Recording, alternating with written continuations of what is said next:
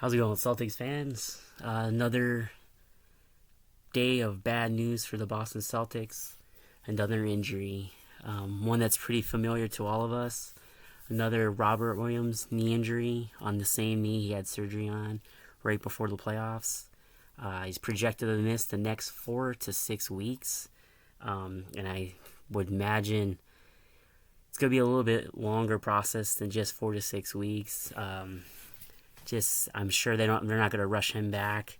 This isn't a playoff run type of part of the season, so pretty sure that he's not going to be full tilt until I would imagine later part of December, January of next year, right before All-Star break. I could see it kind of lingering that long in terms of building him back up to speed and getting him right and not rushing him back.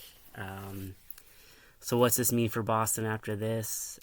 They still really haven't taken care of the issue of the Gallo injury. They haven't added anybody as of yet, just some end of roster training camp players like Justin Jackson, players like that. They did release Bruno today, so that looks like it could be a possible trade, maybe. You never know. They do have some TPs left. I do doubt the Celtics use those yet.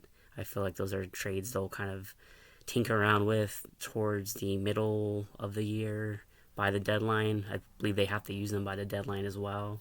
So I could see them taking their time with those. So with this Time Lord injury, definitely puts another damper at the start of the season. Also, he just can't seem to stay healthy. And I love Time Lord. I'm a huge fan of his, and I feel like he's kind of the player that will kind of tilt us into perennial title contenders. I think if he's hurt, and with the aging Al Horford up front too, we still have a questionable front court, unfortunately.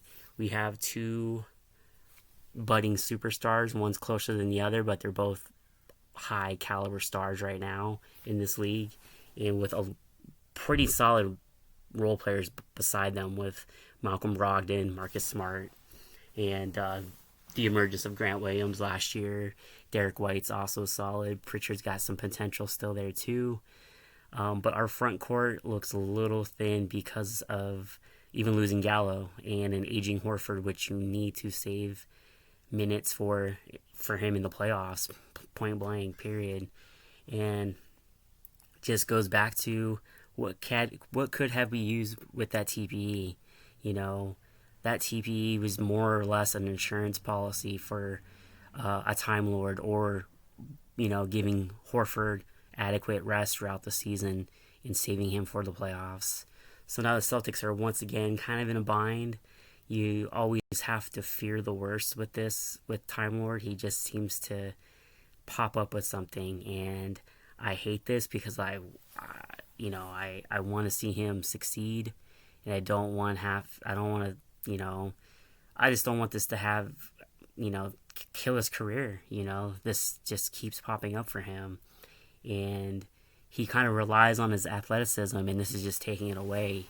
Injury after injury is going to tear him down, and he might not have a long career. I doubt he does, whether he stays healthy or not, but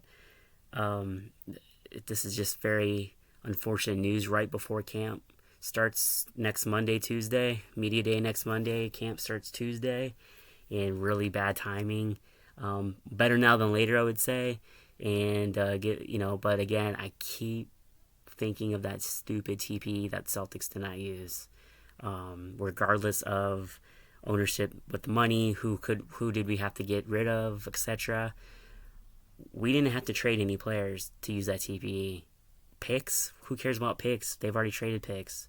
We're giving up one more first-round pick for a team that's contending, with that pick's going to be a 29th, 30th pick. 28th pick doesn't matter. They should have given that pick up if it meant getting a Jakob Poeltl from the San Antonio Spurs for another big. Now they're looking at Dwight Howard potentially. I mean, maybe he could fill the role for a little bit, give us 10, 15 minutes a game. Definitely help while Time Lord's out, but he's not going to tilt us to a championship. Definitely help us throughout the season in terms of rest. And I just don't know what they're going to do if this is a lingering injury for another season. If he just can't, what happens? Is he involved in a trade down the road because he just can't stay healthy?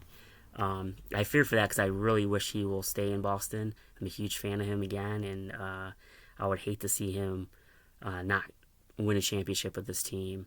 But sometimes, we need people out there on the court opposed to potential, and it might come down to that down to some point in this season or next. But I just hope this is just one of those things where he moves on and we don't have to talk about this again, and have a successful season ahead. Well, I'm sure there's going to be more about this coming next week when training camp and media day hits. So until then, thanks for watching.